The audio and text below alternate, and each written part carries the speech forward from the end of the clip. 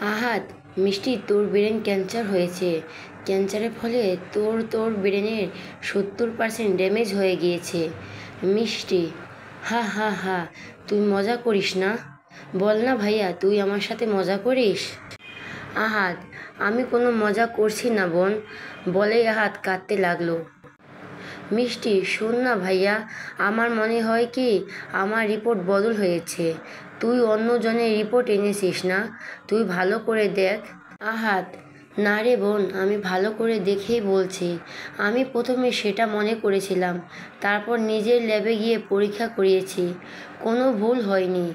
তবে তুই চিন্তা করিস না, আমি বিদেশের ডাক্তারদের সাথে কথা বলে তোর চিকিৎসা করব। তুই ভালো হয়ে যাবি, মিষ্টিকে জড়িয়ে বলল। মিষ্টি, না। আহাতকে ধাক্কা দিয়ে, কোনো চিকিৎসা হবে না। আহাত, মিষ্টি, আমি বলছি তোকে সুস্থ করে তুলব, বলে আহাত অঝরে কাঁদতে লাগলো। মিষ্টি, ভাইয়া, তোর বোন আর ছোট নেই রে, যে চকলেট দিয়ে মন ভোলাবি। আর ভাইয়া, তুই কাঁদছিস কেন? আহাদের চোখে পানি মুছে দিয়ে।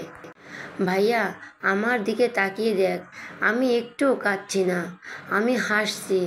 হা হা বলতেই আহাদ মিষ্টিকে আবার জড়িয়ে ধরে কাঁদতে লাগলো। মিষ্টিও আহাদকে জড়িয়ে ধরে রাখলো। মিষ্টি, এই ভাইয়া, বলতো আমার সাথে এমন কেন হলো? আহাদ, তোর কিছু হতে দেব না আমি। মিষ্টি, এই ভাইয়া, আর কাঁদবি না কিন্তু। ভাইয়া, আমাকে একটা প্রমিস করবি? আহাদ, কি প্রমিস? মিষ্টি, তুই আমার ক্যান্সারের কথা আম্মু, বাবা, বড় মা কাউকে বলবি না, প্রমিস কর। আহাদের দিকে এক হাত বাড়িয়ে দিয়ে বলল। আহাদ, না মিষ্টি, আমি পারবো না।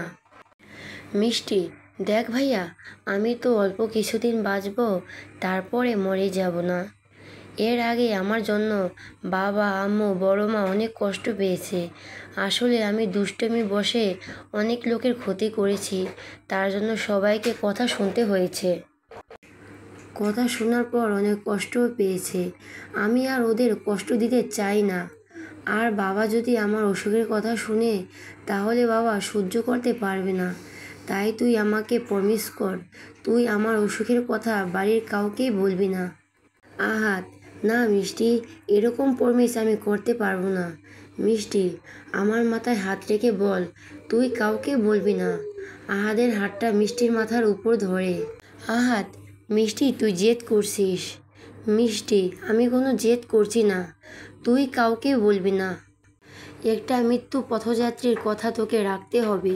আহাদ, না বোন, এ কথা বলিস না, তোর ভাই তোকে বাঁচাবে, দেখিস। মিষ্টি, ভাইয়া, আমাকে মিথ্যে সান্ত্বনা দিস না, আমি জানি আমি আর বাঁচব না। আর তুই মাথায় হাত রেখে কথা দে, ভাইয়া, কথা দে, বলবি না।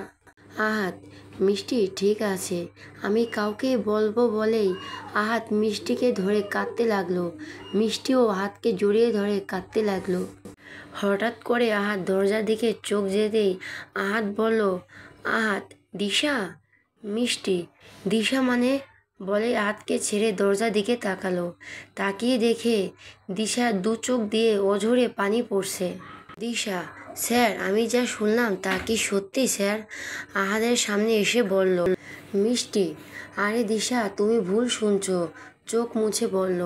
দিশা, স্যার, আপনি বলুন, আমার ভাবির কি হয়েছে?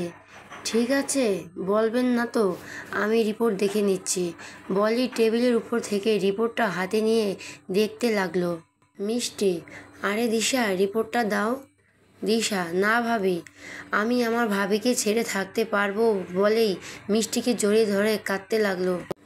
মিষ্টি, আরে পাগলি মেয়ে, মানুষ কি আজীবন বেঁচে থাকে? থাকে না তো, তাহলে আমিও থাকবো না। দিশা, না ভাবি, আমি তোমাকে কোথাও যেতে দিব না, আমি বরং ভাইয়াকে ফোন করে বলি তোমাকে বিদেশ নিয়ে চিকিৎসা করাবে। মিষ্টি, না দিশা, তুমি তোমার ভাইয়াকে ফোন করবে না। দিশা, না ভাবি, আমি স্যার নয় যে তোমার কথা মানব বলে ফোনটা নিয়ে পরশকে কল করতেই যাবে, তখনই মিষ্টি দিশার কাছ থেকে ফোনটা কেড়ে নিয়ে বলল। মিষ্টি, তোমার ভাইয়ার দিব্যি, তুমি কাউকে কিছু বলবে না। দিশা, না ভাবি, বলেই অঝরে কাঁদতে লাগলো। মিষ্টি, তুমি যদি তোমার ভাইয়াকে ভালোবাসো তাহলে বলবে না। বলেই মিষ্টি রিপোর্টটা হাতে নিয়ে দৌড়ে আহাদের অফিসের রুমের থেকে বের হয়ে রাস্তায় এসে দাঁড়ালো।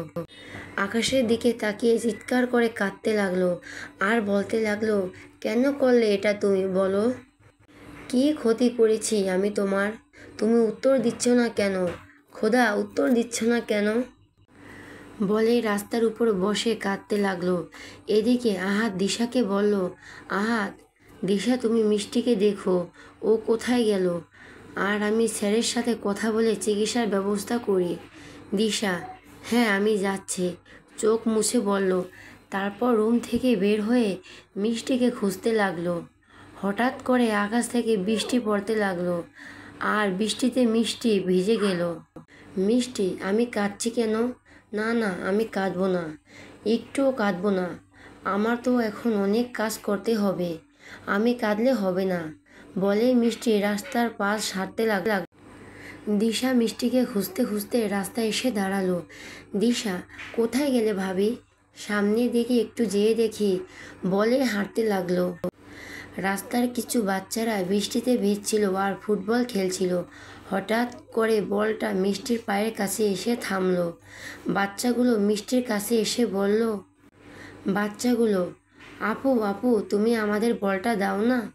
মিষ্টি ওদের দিকে না তাকিয়ে সামনের দিকে চলে গেল। বাচ্চাগুলো, যা বাবা, বল চাইলাম, বল তো দিল না, কথাও বলল না। এই চল আমরা খেলা শুরু করি।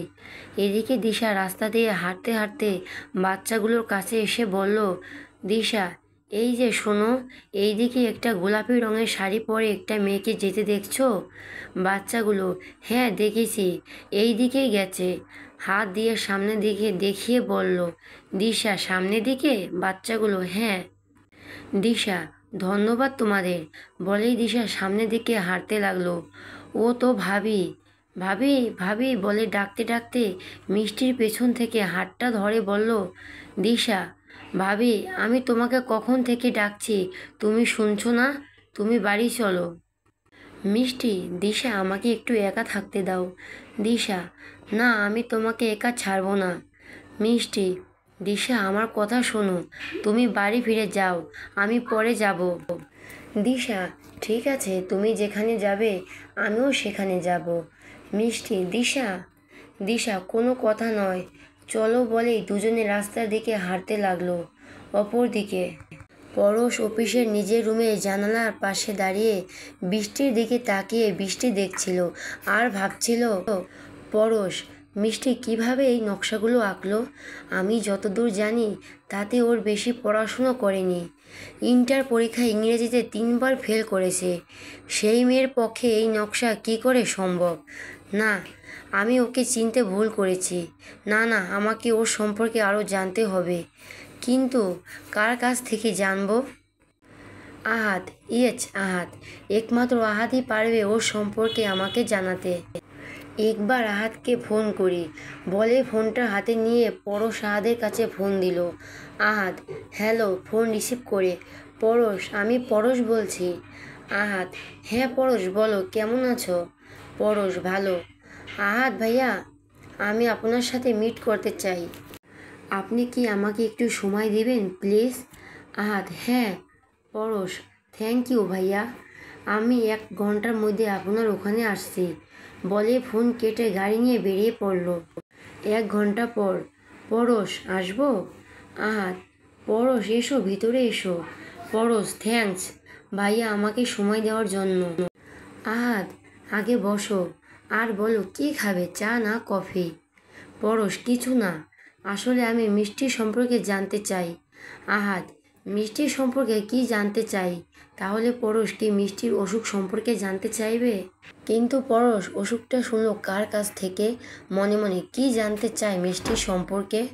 পরশ, ভাইয়া আমি যতদূর জানি ও বেশি দূর পড়াশোনা করেনি। কিন্তু ভাইয়া এই ফাইলের নকশাগুলো ও কি করে আঁকলো? ফাইলটা দেখিয়ে বলল। আহাদ, এই ব্যাপার? পরশ, আমার বোনটার একটা অনেক বড় প্রতিভা আছে। পরশ, কিসের প্রতিভা? আহাদ, আসলে পরশ, আমার বোনটা পড়াশোনা করেনি ঠিক, কিন্তু ও ভালো আর্ট করতে পারতো। ছোটবেলায় থেকে ও আর্ট করতে পছন্দ করত, সারাদিন শুধু আঁকতো। একদিন বাবা অফিসের জন্য কিছু নকশা আঁকতে হবে।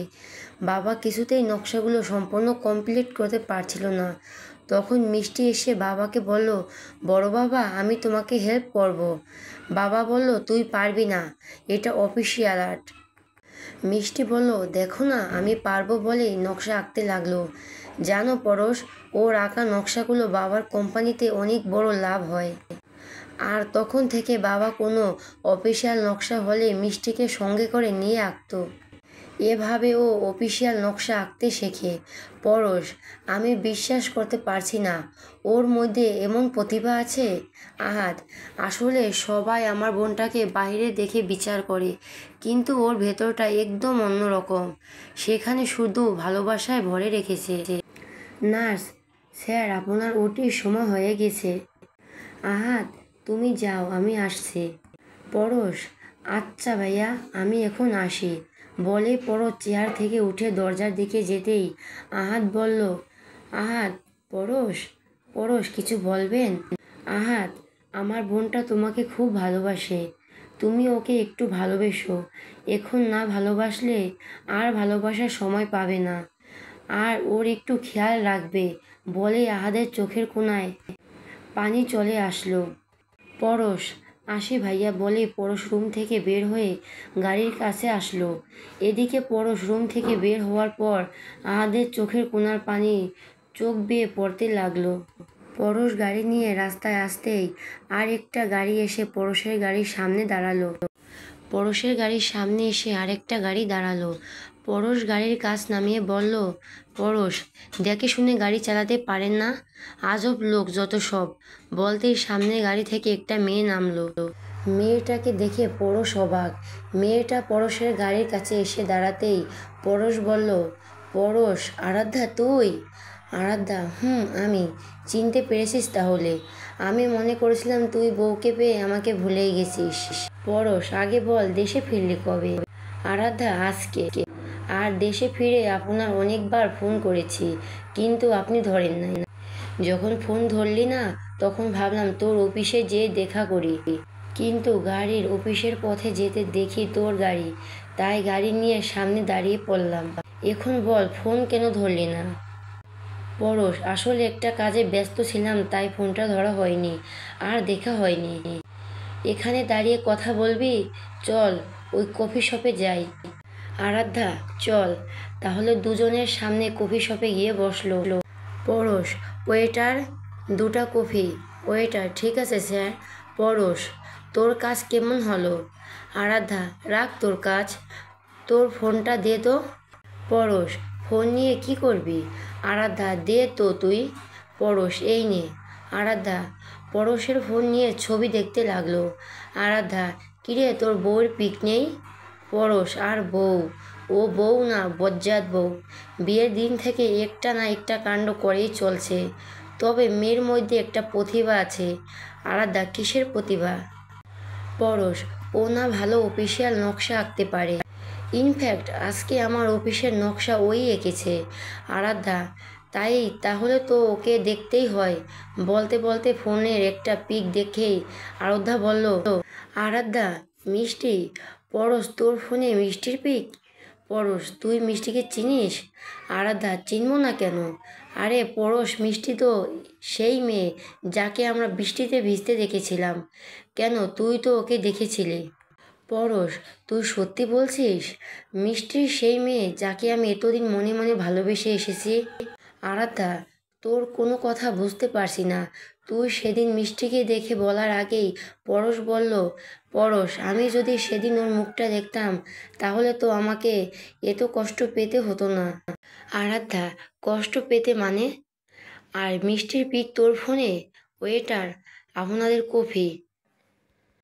আরাধ্যা, এখানে রাখুন। পরশ, আমি আসি রে, তোর সাথে পরে কথা হবে। আর হ্যাঁ, তোকে 100 না 1000টা থ্যাংক ইউ। বলেই পরশ চেয়ার থেকে উঠে দাঁড়ালো। আরাধ্যা, কোথায় যাচ্ছিস? কফিটা শেষ করে যা। পরশ, কফিটা আজকে তুই একাই খা। আসি রে। বলেই পরশ কফি শপ থেকে বের হয়ে গাড়ি নিয়ে বাড়ির দিকে যেতে লাগলো আর মনে মনে বলতে লাগলো, আমি আসছি মিষ্টি তোমার কাছে। কিছুক্ষণ পর পরশের বাড়ির কলিং বেল বাজতেই নীলুফা দরজা খুলে দিল।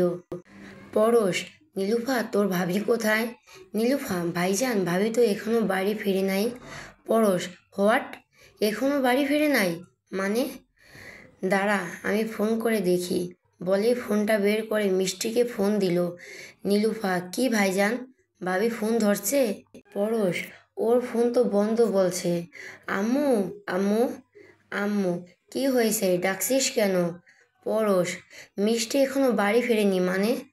আম্মু, চিন্তা করিস না, একটু আগেই দিশা ফোন করেছিল, মিষ্টি দিশার সাথেই আছে।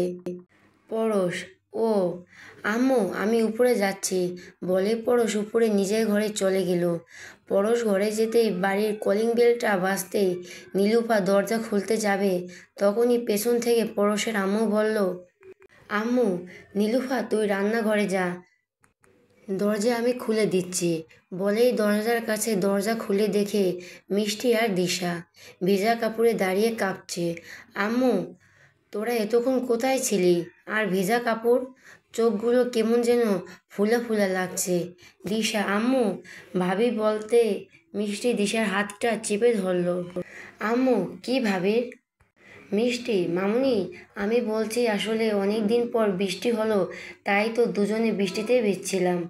মামুনি, তা নয় বুঝলাম, কিন্তু ফোনটা বন্ধ কেন? মিষ্টি, মামুনি তুমি এখন প্রশ্ন করবে না আমাদের ভেতরে যেতে দেবে? দেখছো তো আমরা দুজনেই কাঁপছি। আম্মু, হয়েছে, আগে দুজনে গিয়ে পোশাক চেঞ্জ করে নাও, আমি খাবার রেডি করছি। মিষ্টি, লাভ ইউ মামুনি, বলেই একবার দিশার দিকে তাকালো, তারপর সিঁড়ি দিয়ে উপরে নিজের ঘরে গেল। ঘরে গিয়ে আলমারি থেকে একটা শাড়ি বের করে ওয়াশরুমে চলে গেল। ওয়াশরুম থেকে বের হয়ে ড্রেসিং টেবিলের সামনে দাঁড়িয়ে আয়নার দিকে তাকাতেই মিষ্টি দু চোখে পানি ভেসে পড়ল। হঠাৎ করে পেছনের কেউ একজন এসে জড়িয়ে ধরতেই ও কেঁপে উঠল আর আয়নার কাছ দিয়ে পেছনের জনকে দেখতে বলল, মিষ্টি আপনি? পরশ, কোথায় ছিলে তখন? আর ফোন বন্ধ রেখেছিলে কেন? মিষ্টি, আমার ইচ্ছে, তাই ফোন বন্ধ রেখেছি। আর আমি তো কখনোই আপনা থেকে জানতে চেয়েছি আপনি কোথায় ছিলেন। পরশ, মনে হচ্ছে আমার পর রাগ হয়েছে, তবে আজ থেকে রাগ করার কোনো সুযোগই দেব না। মিষ্টি, কি করছেন এটা, ছাড়ুন আমাকে। পরশ, এখনো কিছু করিনি, তবে করব, আগে তুমি বলো কেন এটা করলে। মিষ্টি, পরশ কি সবটা জেনে ফেললো? মনে মনে, কোনটা কি করেছিস? পরশ, আমাকে এতদিন কষ্ট দিলে কেন?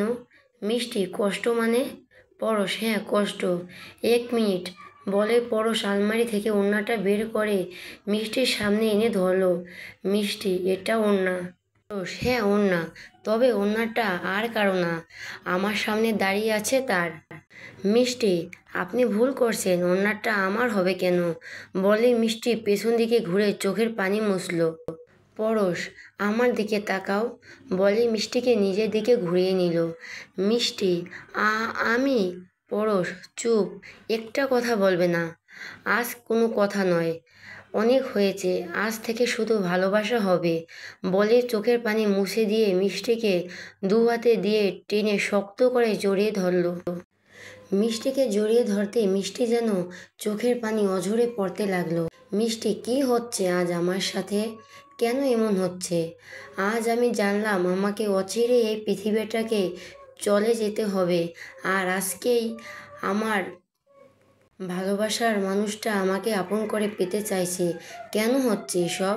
কেন? বলে অঝরে কাঁদতে লাগলো মিষ্টি। মিষ্টির চোখের পানিতে পরশের পিঠে শার্টটা ভিজিয়ে দিচ্ছে। পরশ, এই মিষ্টি তুমি কাঁদছো কেন? মিষ্টিকে দুহাত ধরে সামনের দিকে এনে, এই পাগলি মেয়ে কাঁদছো কেন? বলে মিষ্টির চোখের পানি মুছে দিল। মিষ্টি, এমনি। পরশ, আর কখনো কাঁদবে না, বলতেই দরজা কে যেন নক করলো। পরশ দরজা খুলে দেখে নীলুফা। নীলুফা, ভাইজান আপনাদের দুজনের খাবার। পরশ, রেখে যা। নীলুফা খাবারগুলো টেবিলের উপর রেখে চলে গেল। পরশ, মিষ্টি, আমাদের খাবার এসেছে, আর আজ আমি নিজে হাতে তোমাকে খাইয়ে দেব। বলে একটা প্লেটের খাবার নিয়ে মিষ্টির কাছে গিয়ে মিষ্টিকে বিছানাতে বসিয়ে দিয়ে বলল, পরশ, হাঁ করো। মিষ্টি, আমি হাঁ করে খাবার মুখে নিতেই আমার চোখ ভেঙে পানি পড়তে লাগলো। পরশ, এমনভাবে কাঁদছো কেন? হুম, বললাম তো আর কাঁদবো না। মিষ্টি, আমি ওয়াশরুম থেকে আসছি, বলে দৌড়ে ওয়াশরুমে গিয়ে ওয়াশরুমের দরজা লক করে দিল। পরশ, মিষ্টি, এইমাত্রই তো ওয়াশরুম থেকে আসলো, আবার কেন গেল কে জানে। পরশ, তুই বসে ওয়েট কর। মিষ্টি, কেন করলে আমার সাথে এসব? কেন বলো না খোদা, কেন দিলে এত বড় অসুখ? তুমি তো দেখছো আমার বর আমাকে ভালোবাসছে। তুমি বলো আমি এই ভালোবাসা ছেড়ে কিভাবে যাব? তুমি শুনতে পাচ্ছ? আমি কিছুতেই তোমার কাছে যাব না। আমি মরতে চাই না, আমি বাঁচতে চাই। আমি বাঁচতে চাই বলে অঝরে কাঁদতে লাগলো মিষ্টি। পরশ, মিষ্টি এত ওয়াশরুমে কী করছে? দরজা নক করে বলতে লাগলো। মিষ্টি, আমি ওনার গলা পেয়ে তাড়াতাড়ি চোখের পানি মুছে মুখে পানি দিলাম, যাতে উনি বুঝতে না পারে আমি কেঁদেছি। মুখটা মুছে আমি ওয়াশরুম থেকে বের হতেই উনি বলল, পরশ, এত সময় ওয়াশরুমে কী করছিলে? মিষ্টি, এমনভাবে বলছেন যেন আমি ওয়াশরুমে ঘন্টা কাটিয়েছি। পরশ, ঘন্টা নয়, ঘন্টার কাছাকাছি, পুরা ৪৫ মিনিট। বাদ দাও, আগে চোখ বন্ধ করো। মিষ্টি, চোখ বন্ধ করব কেন? পরশ, করতে বলছি, করো না। মিষ্টি, ঠিক আছে, বন্ধ করলাম। পরশ, খুলবে না কিন্তু। মিষ্টি, আমি চোখ বন্ধ থাকা অবস্থায় মনে উনি আমার গলায় কিছু একটা পরিয়েছে, আর আলতো করে আমার ঘাড়ে একটা চুমু খেলেন। আমি চোখ খুলে দেখি উনি আমার গলায় একটা ডায়মন্ডের লকেটের মালা পরিয়ে দিয়েছেন, আর লকেটের মধ্যে P+M লেখা। আমি ওনার দিকে ফিরে ওনাকে জড়িয়ে ধরতেই হঠাৎ